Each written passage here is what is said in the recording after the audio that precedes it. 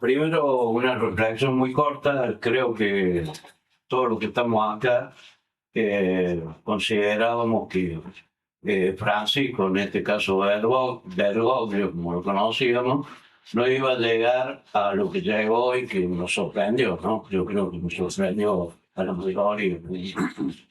Este, em, Voy a empezar por lo segundo que iba a decir, que me gustaría que Mariano nos comentara así sintéticamente su labor pastoral en la zona y a su vez qué es lo que decía la gente antes y después que asume Francisco, ¿no? O sea, cuál era el tema, ¿no? Que incluso lo pregunto para este mismo Papa. Lo he leído un par de veces, quienes influyeron mucho para que Francisco fuera papa fueron los curas brasileños, ¿verdad? Digamos, los obispos, ¿no? Obispos o arzobispos, no sé. Fueron ellos, y por eso, y me acuerdo que vos tenías mucha relación. Y fue tan así, fue esto, así. Bueno, yo voy a tratar de contar muy rápido. Por si no saben, yo estoy en barrio Müller, Maldonado, al este de la ciudad de Córdoba, en zona del cementerio de San Vicente. Hace 15 años que estoy ahí. Cuando llegué, los primeros 3 responsos que me tocó hacer ahí fueron responsos de la oración que hacemos por el responsable de un buen. Fueron a 2 jóvenes, adolescentes jóvenes, que se habían suicidado después del episodio de consumo, y una nenita de 4 años que la habían ahorcado, y en ese momento en todo el medio decían que era una cuenta de entrenar. Bueno, nunca supe bien cómo terminar la clase.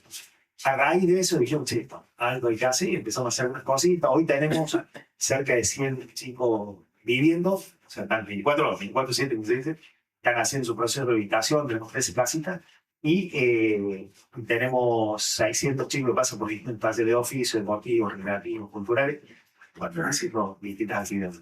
Es un poquito lo que estamos haciendo, tratando de acompañar un poquito. Hemos armado una cooperativa de trabajo, también hay chicos que por su historia, por un montón de situaciones que han pasado, no siempre logran sostener un trabajo. Entonces, bueno, una cooperativa de trabajo donde intentamos no solamente que tengan un trabajito y tengan unos pesitos, sino que además puedan como capacitarse de alguna forma para, más allá del oficio, que se puedan capacitar en las condiciones que todo cualquier trabajo formal te pide para que puedan sostenerlo. Bueno, cosas que andan bien, cosas que andan mal, algunas que llegan a buen puerto, otras que no, pero seguimos intentando, ¿no? Es un poco lo que estamos haciendo. Y me habían dicho de Francisco. Antes sí. ¿Cómo era la gente? Eso. La percepción de la gente antes. En general, la gente en un barrio como el mío casi no tenía idea de que había un papa, ¿no? O sea, además hay mucha iglesia evangélica. Y fue impresionante cómo a partir de Francisco la gente empezó a registrar, ¿no? Y más porque en una misa, una mujer estaba hablando de la. Creo que era algo así de la pecadora perdonada o del hijo pródigo, algo así, pero de la misericordia. Entonces repetía algo que había dicho Francisco en una homilía que había dado esos días, o ese mismo día, no me acuerdo. Y la señora dice, yo siento que Francisco me habla a mí, dice, porque yo soy prostituta y nunca me animé a ir a una iglesia, y desde que lo empecé a escuchar Francisco, vengo yo y siempre me habla a mí, así que estoy feliz. Habla de Francisco como si fuera su amigo, su confesor, y nunca había escuchado que alguien hable del Papa, y menos en un lugar como este, así, ¿no? Y el día que murió el Papa, estaba saliendo de la parroquia, y pasa una viejita re humilde ahí en el barrio, y me dice, Padre Mariano, se nos fue Francisco, ¿no? Yo digo, nunca me pasó, ni siquiera con Juan Pablo II, que más allá de las discusiones ideológicas, era alguien que tenía mucha sentencia en la gente, ¿no? Yo digo, yo creo que la gente más humilde, especialmente, lo sintió como un padre y lo oró como un padre, ¿no? Respondiendo a lo que preguntó el Tato, compañero Tato, el mismo Francisco contó que el cardenal Hume, que era el obispo del polo industrial de Sao Paulo, tiene 3 diócesis, que es de donde surgió el PT, de donde surgió Lula, y además Santo Andrés y no me acuerdo la otra. Que estaba a la par, le dijo, tenés que ser Francisco, y no te olvides de los pobres. esa indicación la contó Francisco, ¿no? Yo no estuve ahí, así que hay que creerle a Francisco. Y de paso, les cuento, cuando lo eligieron a Francisco, hubo un diario acá, que no me acuerdo, creo que fue La Mañana, me pidió una notita muy breve, y era un problema para mí, porque no quería hablar mal del Papa, pero no teníamos una buena imagen de Bergoglio por los jesuitas de Córdoba. Los jesuitas de Córdoba no le tenían fe. Y tenía su explicación. Su explicación, yo después, en el 2016, para un libro que se editó en España, me pidieron un articulito que ahora lo publicamos en esta revista de paso, que era cuál es la concepción del poder en Angelelli y en Bergoglio. Y yo para el 2016 ya había prestado el juramento en la Catedral de La Rioja para redactar la biografía que iba a ir a la causa de canonización de Monseñor Angelelli. Así que lo llamo al obispo de allá y le digo: mira, Marcelo, que es el actual presidente del episcopado, le digo: mira, me han pedido un artículo sobre el poder en Bergoglio, y la verdad que si tengo que poner lo que yo conozco, vamos a las manos, le digo, porque es un autoritario total. Y entonces me dice: no te preocupes, yo te voy a mandar el primer reportaje que le hicieron a Francisco, que lo hicieron para una revista de los jesuitas, que se lo hizo el jesuita Stagnaro, que después él lo puso a cargo de la comunicación en el Vaticano, y le hizo un reportaje. Y entre otros temas, le planteó el tema del poder, el manejo del poder. Yo he puesto acá, en ese artículo que se publicó en España, pero que está acá ahora,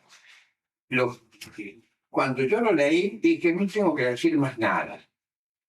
Con respecto a Angelelli, reivindiqué cómo manejó el poder Angelelli en La Rioja, con un término que ahora ha cambiado, que es sinodalidad, pero que él le llamaba corresponsabilidad. No había decisión que no fuese debatida. Hasta los nombramientos, los curas, los hacía de ese modo, consultando a la gente y consultando a los curas. Y después él firmaba.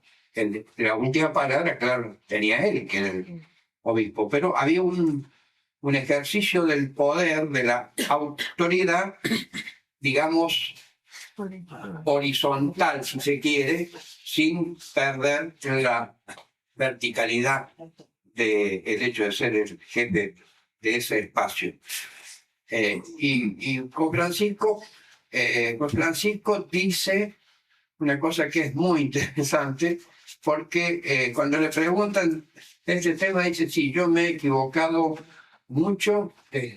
Hay que decir, entre paréntesis, que les predica el retiro espiritual a los 5 jesuitas en el 73, que tienen que resolver quién va a ser el provincial de los jesuitas, es Angelelli, en La Rioja. Y cuando fue provincial, ahí empezó el conflicto que tuvo él con la mayoría de los jesuitas. Bueno, los jesuitas siempre han tenido conflicto en todas partes del mundo, digamos, no es que acá hubiese sido una excepción, porque tienen como mucha capacidad de iniciativas distintas, y eso genera tensiones. Y bueno, y lo que dice el Papa en ese primer reportaje, dice: yo al principio era muy autoritario, y la verdad es que me generó muchísimos problemas, entre ellos los 2 años que estuve en Córdoba, estuvo castigado por ese tema. O sea que no era un invento de los otros, era que así lo percibían dentro de la congregación. Cuando fui obispo, dice, ahí dice, ya empecé a caminar un poco, a ir más a la gente, y ahí dice, consulté algo más. Y el tercer punto ya es como una exageración. Dice, nunca fui la Beata Imelda, dice, que no sé si recuerdan ese dicho que la Beata Imelda era como una imagen que hacía el mejor de todo. Dice, nunca fui la Beata Imelda, pero tampoco fui de derecha. Lo cual, que lo diga un papa, que no fue de derecha,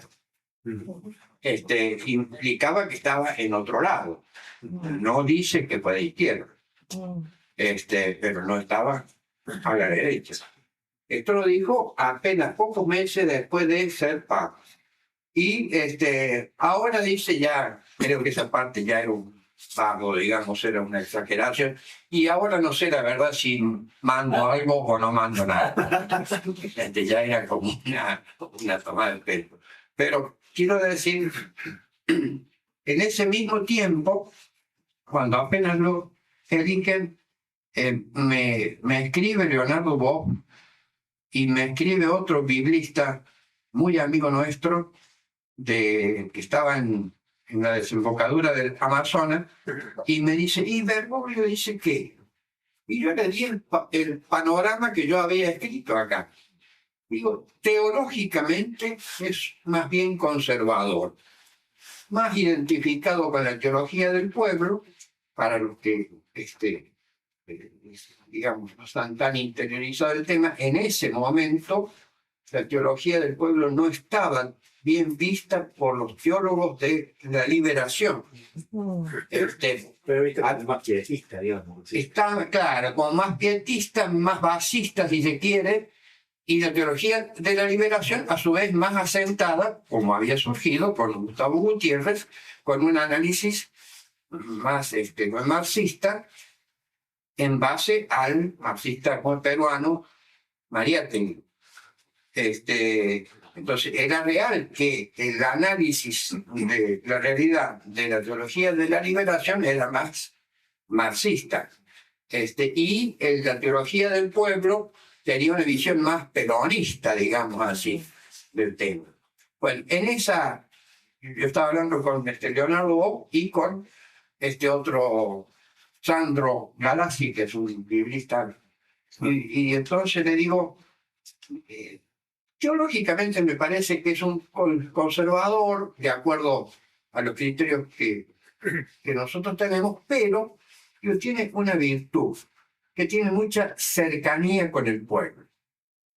Y eso me parece que puede ayudar a cambiar. Y en pocos días ya el Papa había dicho esto de quiero una iglesia pobre para los pobres, y entonces los dos me contestaron lo mismo. Me dicen, nos alcanza con que diga eso. No hace falta que diga más. Una iglesia pobre para los pobres. Dice, porque después todo lo otro lo tenemos que hacer nosotros. Agradecerle a los 3 integrantes del panel los aportes que nos han dado. Creo que nos enriquece mucho para nuestra tarea de, como diría el Papa Francisco, poder llevar, hacer la iglesia en salida, que es el objetivo, digamos, del cristiano involucrado en el mundo. Yo creo, una vez asistí a una charla sobre economía y Biblia. Y resulta que eso me obligó a releer algunas cosas. Y me di cuenta, no me lo dijeron en esa charla, pero me di cuenta que los cristianos tenemos el mejor manual de economía, que es precisamente la Biblia. La Biblia, desde la primera página hasta la última, habla de economía. Por ejemplo, si hablamos de María, y no sé cuántas páginas podrá tener, 4 o 5, pero de economía habla permanentemente. Lo tenemos en el Éxodo. En el Éxodo, que es el camino de un pueblo para que busca su liberación, Moisés tuvo que en algún momento parar la mano, ahí en el desierto, por la acumulación que algunos pícaros siempre tienen para acumular cosas. Y tuvo que hacer el Día de Gracia y una serie de cosas, ¿no es cierto? Es un poco más amplio lo que se puede hacer, pero bueno, yo creo que así. Después, si nosotros pasamos allá al Nuevo Testamento, las tentaciones en el desierto, por ejemplo, cuando se enoja con lo que sería Satanás, Jesús, cuando le muestra, si me honras a mí, tienes todo las cosas del mundo, es decir, acumular todo, y es ahí donde él se enoja y lo manda al diablo, ¿cierto? Que se vaya al infierno. Entonces, y ustedes vean, y después hay otras, ¿no es cierto? Que tenga 2 capas de una al hermano, la necesita. Y así podemos ir avanzando y a veces no nos damos cuenta. Yo una vez se lo dije a alguien en la parroquia que en ese momento yo estaba yendo y medio se exaltó, ¿viste? De cómo la Biblia, un tratado de economía. Y yo creo que todas estas cosas nos llevan a meditar un poco del por qué tenemos que formarnos también, como en todo, no solamente en partidos políticos o en la universidad, formarnos para una actividad determinada, sino también como cristianos. Porque tenemos que tomar ese ejemplo, y ese ejemplo no es sencillo, porque tenemos también, y lo más importante, apenas empiezan los hechos, los cristianos compartían todo en una comunidad y según las necesidades. Y creo que Marx todavía no había nacido, yo no me acuerdo. Es decir, nosotros tenemos fundamentos que después, con el transcurso del tiempo, esa iglesia que se fue de alguna manera apoyando más que nada hacia la derecha, y con el correr del tiempo, con los errores que se han cometido, es decir, llevan a que mucha gente no se acerque a la religión. Bueno, con ese tema yo creo que así como Mariano hace la iglesia en salida con su trabajo, con los chicos en la recuperación, cada uno de nosotros tenemos que salir. La iglesia en salida no es llevar las misas a las casas de la gente y juntar siempre a la misma gente. La misa, eso sería el templo en salida. Lo que nosotros creo que tenemos que hacer es hacerle caso a Francisco y salgamos a caminar el mundo y cambiarlo. Tratar de cambiar. No, gracias. Yo creo que el Papa Francisco puso en la agenda muchos temas, con muchas acciones y también con cosas que he dicho. El encuentro con los movimientos sociales fue muy fuerte, además que un Papa se reúne con movimientos sociales de esa forma, dejó también como muy en boga la consigna esta tierra, tiempo y trabajo, que es una consigna profundamente bíblica, ¿no? Decías, cuando en la Biblia se habla mucho de la propiedad privada, ¿no? De la propiedad en general, el tema de si tu güey entra en el campo de tu vecino y come tal cosa, paga de tal forma, si tu... Bueno, o sea, va como poniendo... Pero no da una definición de qué es la propiedad. O sea, sí va como enumerando consecuencias y penas de acuerdo a las violaciones de esa propiedad, pero no da una definición. Lo más parecido a una definición tiene que ver con el jubileo, ¿no? O sea, con el pueblo de Israel, después de que llega, camina, 40 años en el desierto y llega a la tierra prometida, la tierra se divide en 12 tribus, más allá de lo que hoy diga el sionismo, ¿no? Pero al margen de esa discusión, la Biblia plantea eso, ¿no? La tierra se divide entre 12 tribus, ¿no? Cada tribu, en realidad entre 11, por los levitas vivían del aporte del pueblo. Cada tribu repartía la parte de tierra entre las familias que pertenecían a esa tribu. Y la ley de jubileo decía que cada 50 años, si alguna familia había tenido que vender la propiedad, porque no sé, porque le vino una sequía, un temporal, una pedrada, o porque se dedicó a chupar y tuvo que vender, lo que sea, que al menos los hijos o los nietos puedan recuperar. O sea, cada 50 años, las tierras que se habían vendido volvían a su dueño original. Se perdonaban las deudas, se liberaban los esclavos, ¿no? O sea, estaba la posibilidad de resetear y volver a empezar, ¿no? Porque ellos tenían clarísimo de que la tierra, el techo y el trabajo, ¿no? Por eso se devolvían las tierras, por eso volvían a sus casas y se liberaron los esclavos para que puedan trabajar de manera digna y no en condiciones de esclavitud. Es bien clarísimo que la tierra, el techo y el trabajo es lo único que tiene que ser absolutamente inviolable, ¿no? O sea, la propiedad privada que hoy se defiende es la de la acumulación absurda, absoluta, sin límite y a costa de lo que sea, aunque signifique la muerte de muchos.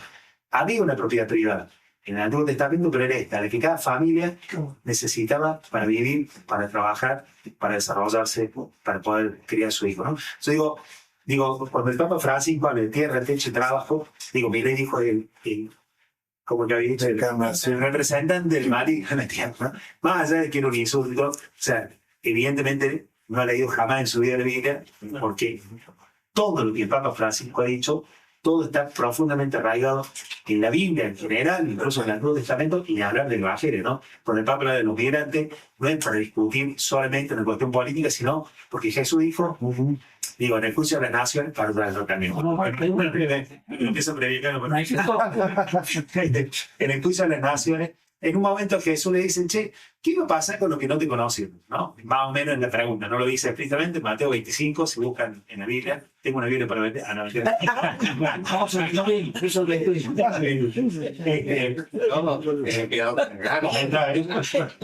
En Mateo 25 dice que, bueno, ¿cómo va a ser el final del tiempo? ¿Qué va a pasar con aquello que no conocen? Y Jesús dice, cuando venga el Hijo del Hombre al final del tiempo, reunirá toda la humanidad, todos, ¿no? Y separará uno de un lado y otro de otro, y dirá uno, venga, bendito de mi Padre, porque tuve hambre y me dieron de comer, tuve sed y me dieron de beber, y estuve enfermo, fueron a visitar, estuve preso, me visitaron, estuve desnudo, me vistieron, fui forastero y me recibieron, ¿no? O sea, todo lo que hicieron con el más, que y la gente le va a decir, ¿pero cuándo te vimos así? ¿No? Gente que no lo conocía, que no escuchó hablar de ¿cuándo te vimos así? Cada vez que lo hiciste, pero más pequeño de mi hermano, conmigo lo hice. ¿No? Vengan a compartir la herencia. Tenía lo otro, vaya al maldito de mi padre, al fuego inextinguible, fíjate, durísimo, ¿no? Un poquito de hambre y no me dijo comer. Entonces, o sea, no nos va a preguntar cuánto rosario rezamos, cuánto misa fuimos, nos va a preguntar, ¿fuiste capaz de compartir? Cuando el Papa habla de los migrantes, más allá de que eso, por supuesto, que tiene connotaciones políticas, y más allá de que se lo diga en la cara al vicepresidente de Estados Unidos, al que sea, no está hablando solo de una cuestión ideológica. O sea, más allá de que evidentemente ejerce influencia en la ideología. Está hablando del Evangelio. O sea, Jesús dice, en esto vamos a ser juzgados, ¿no? Cuando habla de compartir el pan cuando pasan hambre, está hablando del Evangelio. Más allá de que eso, por supuesto, que tiene connotaciones políticas, ideológicas y de todo tipo.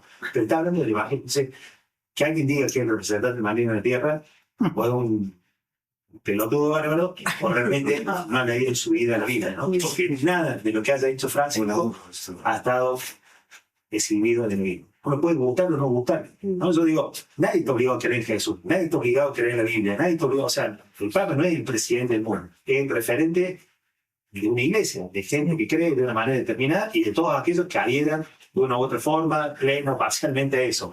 Nadie está obligado a creer en eso. Ahora, si vos crees en eso, si vos sos cristiano, si vos crees en Cristo, y tenés que asumir lo que Cristo propuso, ¿no? O sea, yo digo, no podés, porque lo más sorprendente es que un montón de gente de iglesia estaba enojado con Francisco por esto, por estas cosas. Decir, che, ¿en serio sos cristiano y te enojas por esto? Si es lo que dice el Evangelio, ¿no? O sea, no hay forma de discutir eso. O sea, vos podés no ser cristiano, y nadie te va a cobrar por eso, hacer lo que quieras. Lo que no podés ser es ser cristiano y negar el Evangelio, eso es un absurdo, ¿no? Bueno, eso, vamos. Bueno, agradecer a los tres, bueno, a Vitina, a Mariano y a Mariana, que es colega, soy pastor de la iglesia metodista también, colega y amigo de Mariana de tantos años, y creo que es muy bueno, muy fuerte lo que ella nos planteó también, ¿no? Como mujer, y el desafío también para todo el cristianismo, en estos tiempos donde el colectivo de las hace años y en Argentina, ¿no? Ha sido pionero en la lucha por la igualdad, la justicia de género. Así que creo que es un tema, me parece muy importante para seguir profundizando. Más allá de que hoy tengamos otras urgencias, si querés, a nivel coyuntural, ¿no? Esto de me gustaría una iglesia pobre para los pobres, como decían.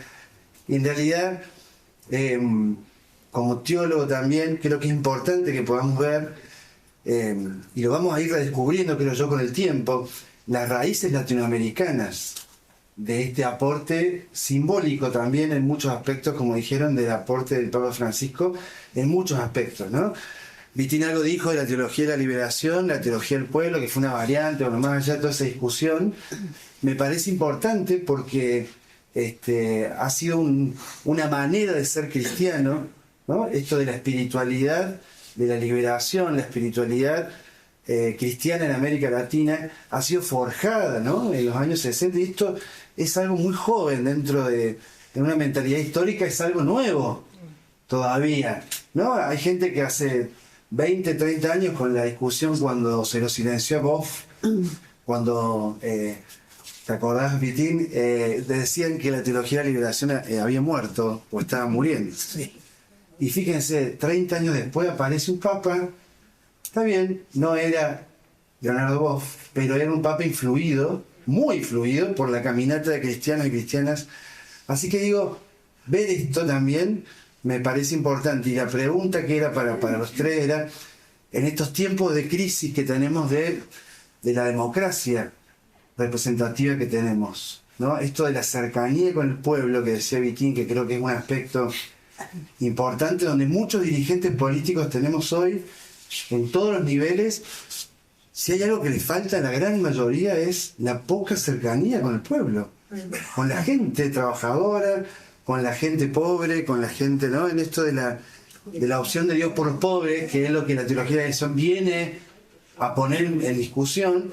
Bueno, ¿qué podemos seguir haciendo, pensando en todos los ámbitos, ¿no? En los ámbitos educativos, universitarios, eclesiales? Es un desafío, necesitamos dirigentes que caminen con el pueblo como Jesús lo hizo. No, yo quería hacer un aporte nada más. Sí. Hola, antes que nada.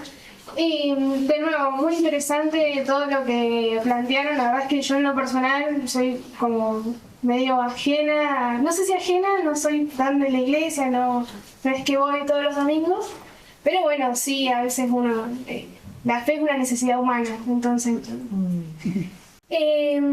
Quería aportar para todos, yo estudio cine y hay una película que se estrenó hace muy poco que se llama Cónclave y justamente habla de la mujer, ¿no? En la iglesia y todas las escenas que aparecen mujeres, las monjas.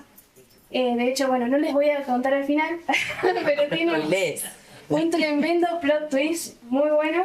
Y realmente la recomiendo porque además también siento que, hace unos años se hizo otra película que se llama Los dos papas y habla un poco de Bergoglio, de papa anterior, Benedicto. Y también muy interesante, porque además también hay toda esa cuestión, del ritual de elegir, ¿viste? Que, bueno, capaz uno que es tan de acá, tan del sur, hablan de la Patagonia y yo con mi hermano somos de Ushuaia. O sea, Casi te caes. por el principio.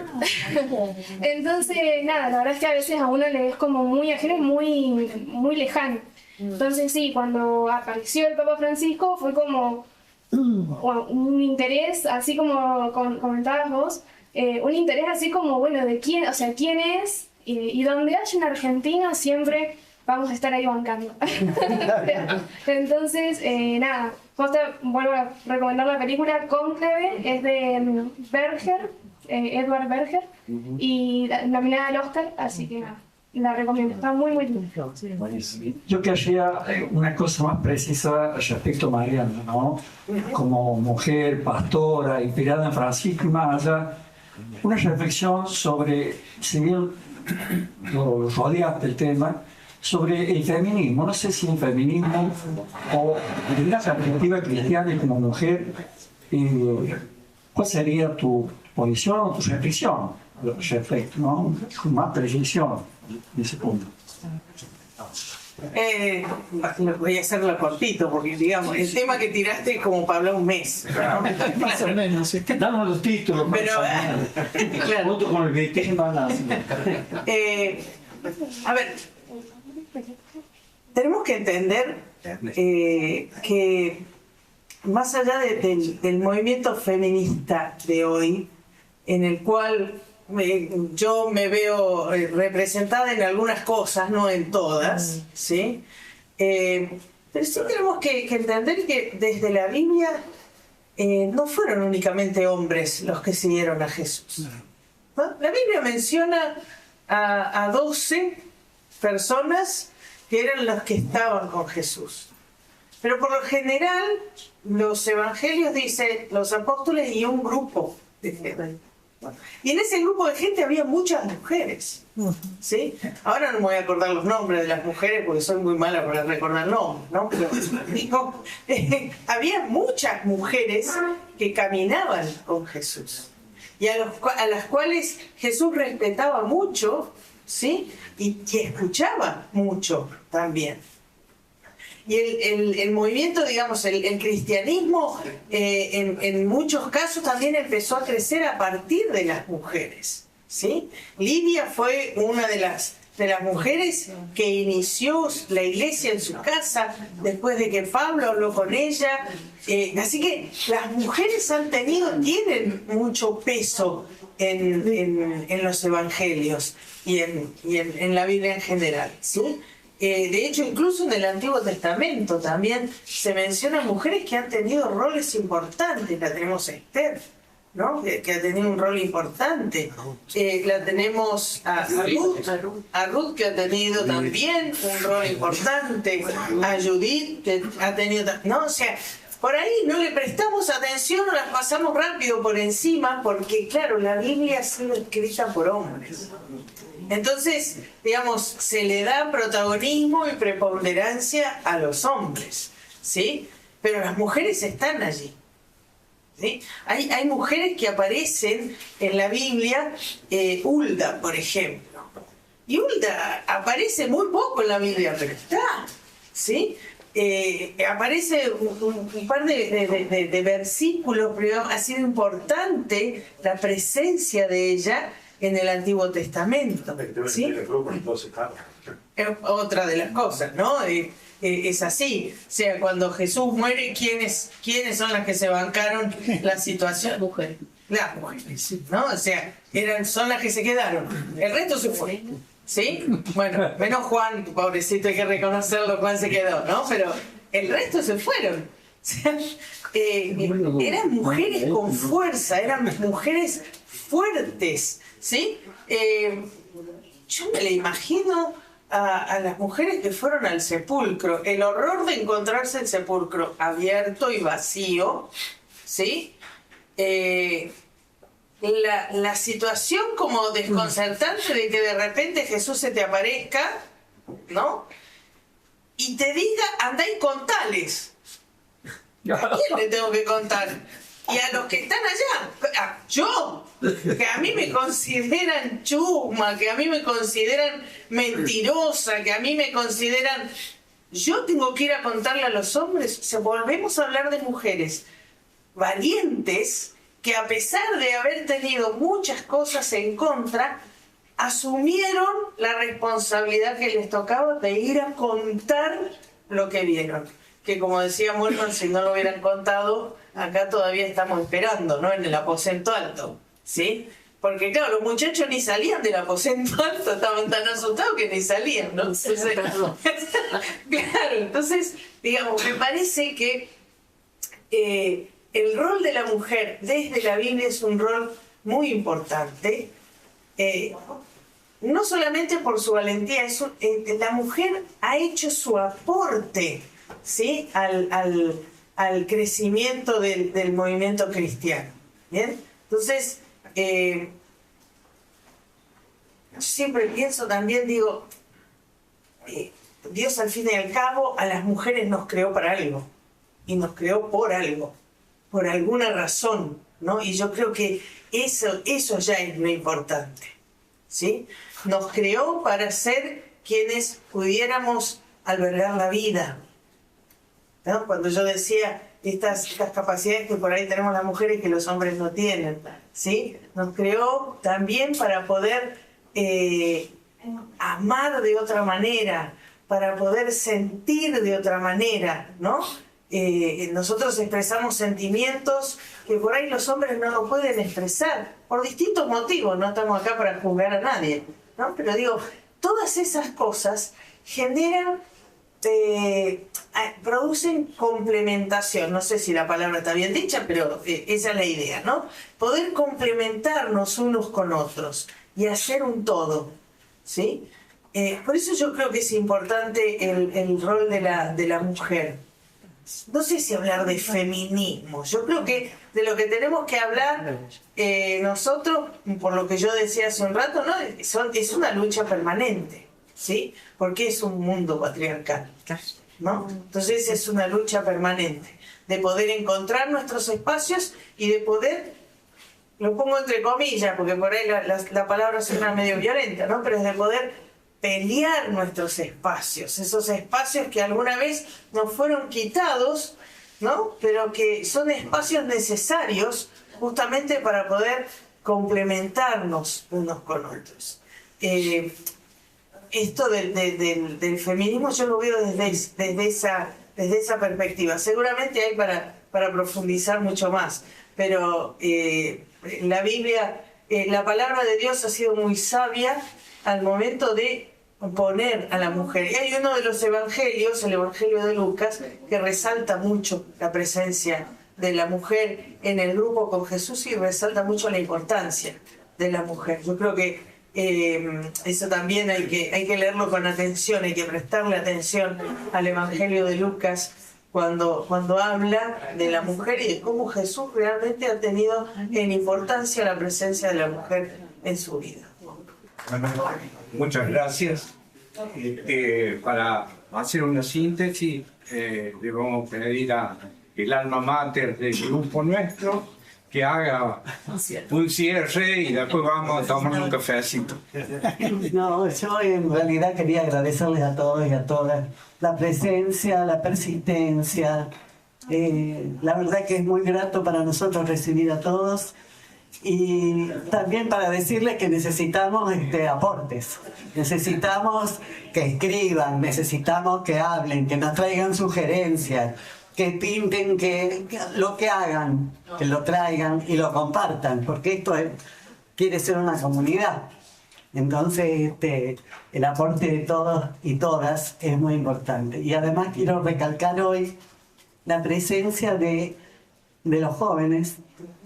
Y para decirles, jóvenes y jóvenes, para decirles que realmente con honestidad nos encanta que estén y queremos escucharlos porque creemos en que hay que tener un diálogo generacional y resolver algunas de las cosas que se plantean hoy como, digamos, la segmentación o la sectarización o el desequilibrio de nuestra sociedad, ¿no? Para nosotros este intercambio con los jóvenes es muy importante, así que traigan lo que hacen, los que pintan, los que hacen cine, los que tocan música, los que quieren participar. Gracias a todos y además les quiero contar que no solamente Vitín ve la revista. Nosotros tenemos nuestro primer número que está a la venta, porque además necesitamos plata, como dicen los compañeros, porque no es que la plata hace la felicidad, pero la plata nos hace falta. Entonces, y estamos preparando el segundo número, que va a ser mucho mejor que el primero, así que bueno, queremos que nos ayuden. Gracias por estar, gracias por la palabra, gracias por constituir esta comunidad medio incipiente que recién viene a los tropezones, pero que está y que quiere abrirse a todos. Muchas gracias.